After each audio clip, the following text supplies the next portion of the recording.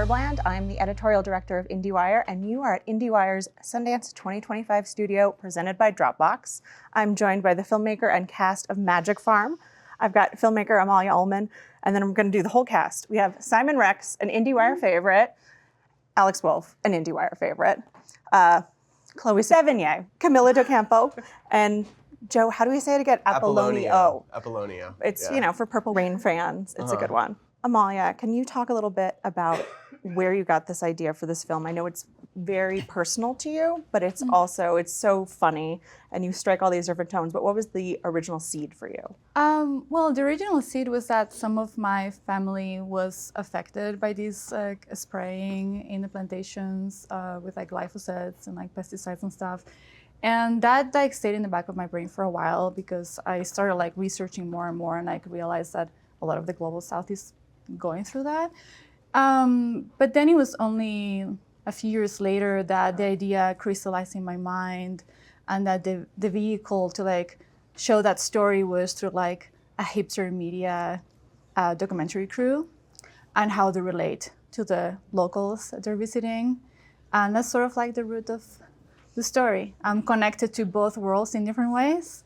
So I think it was about bringing them together. And when you're making this hipster documentary crew, I know that Vice News really inspired you. Who was the first character you were imagining? Because Chloe's character is sort of this crazy girl boss type, and then she's got all these younger folks around her who have a very different outlook on life. Yes. But who was the first character that you thought of? Definitely Chloe's role was written for her based on other characters that I've seen, like her role in Big Love, and also Demon Lover and Dogville, and obviously a lot of her films are very influential for me, but the specific characters I was very drawn to.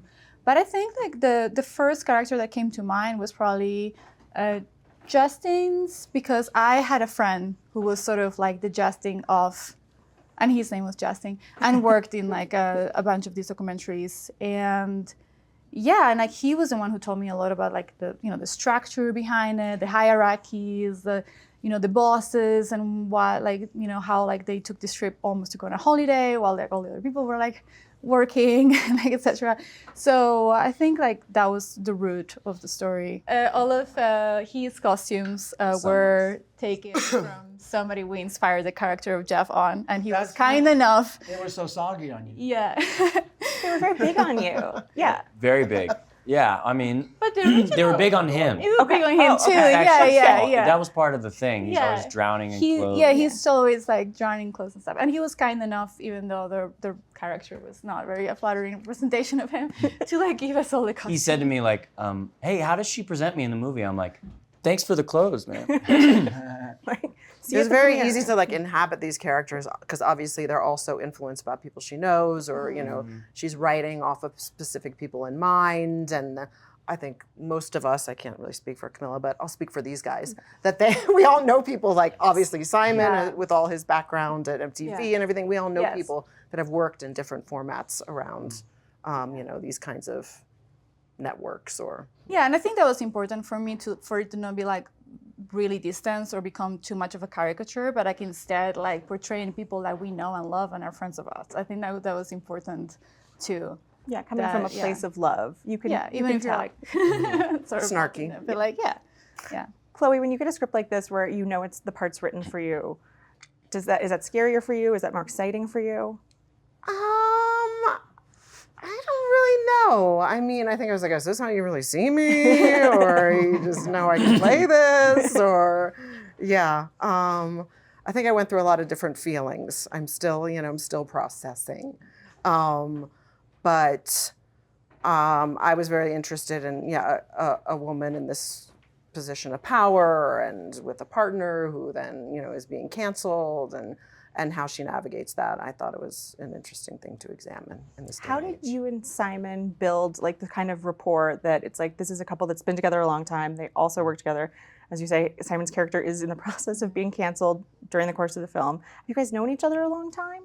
We met a few times at like the Sweet East premieres and stuff, and around some other kind of hipster New York entities. Yeah, we've been around the same circles. And then when she showed up in Argentina, I remember saying, so what do you want to do? Do you want to like have the backstory thing? And we didn't have much time, and we kind of just went to dinner, hung out, and kept it kind of loose and natural. And just, I think what you saw was pretty much just organic. I don't like to use that word, but it was just us having fun. Yeah, we were all staying in this like little hotel / dormitory basically. So we were all thrown in together. Yeah. These guys were like sharing trailers, and it was very like, the intimacy was there like from the get-go. It's a lot of fun. Yeah. Well, so much of the film is about not just a cultural divide, but a generational divide. We've got Simon and Chloe, and then we have the three younger characters who have a very different outlook on life and what this should be. I'm curious about how you guys added to your characters and that relationship with, these sort of legends that you're working with.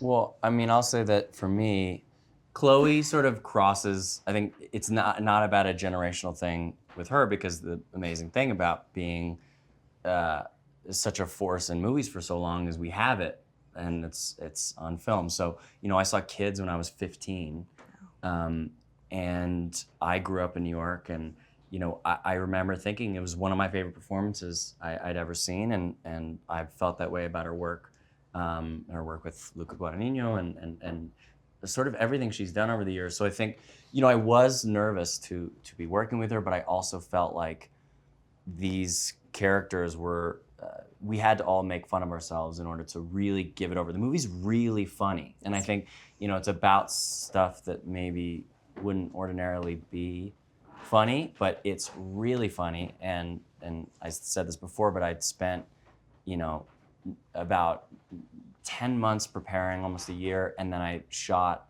a TV show where I played Leonard Cohen for, almost 9 or 10 months, and I had gotten in such a rhythm of this really serious, dark way of existing, and then I got the script, and I felt like it was making fun of me. Like it felt like, and I think a lot of people will feel that they'll unfortunately see the parts of themselves that they wish they wouldn't see in themselves. And I think we all had to kind of make peace with this ugly part of ourselves, and then just go for it and humiliate ourselves. And Chloe on day one, it just felt like she could be withholding and not do it, but she went for it completely, and maybe exposing a part that wouldn't ordinarily be exposed. So I feel like, generationally or not, if you don't know Chloë Sevigny's work, then you just don't know about movies. Stop, gosh. I mean it. It's true.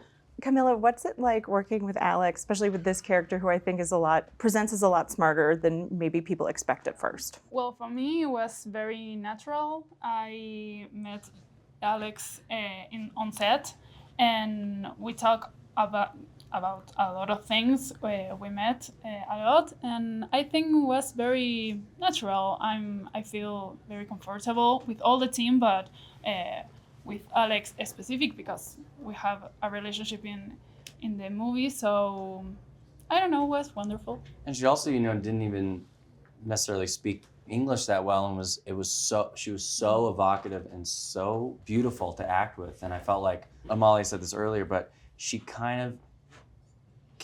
like a natural meter. Like when I was in a scene with her, it kind of dictated like, oh, this is real life. Even though it's funny, she kind of grounded me and made Jeff, I think, more three-dimensional than I had realized. I think I came in with an idea, and acting with her made it so much more beautiful and full, so you don't totally hate him. And it was a challenge because the American culture and Argentina culture is very different, but it was like that, very natural. Joe, you get to have kind of a sweet, unexpected romance in the film. What's it like when you read the script and you're seeing what's going to be happening there and thinking, oh, this is a little special and sweet? Well, we worked on the script together. we worked on the script together, and some of the stuff that had been written had been based on experiences that I had had in my own life, and just like romances that are a bit left of center and like just aesthetically maybe a little unconventional. And that also, like, ultimately, these romances that are rooted in something that's either like star-crossed or like unrequited, where it's just like kind of like ships that are like so close to like connecting and it just doesn't happen. It was preparation. It was preparation, yeah. But I guess what I'm trying to say is it was all pretty familiar territory. Well, you guys, I think I have to let you go. You have to go on Okay. to the next one. Thank you so much for Thank coming. you. The movie's so fun.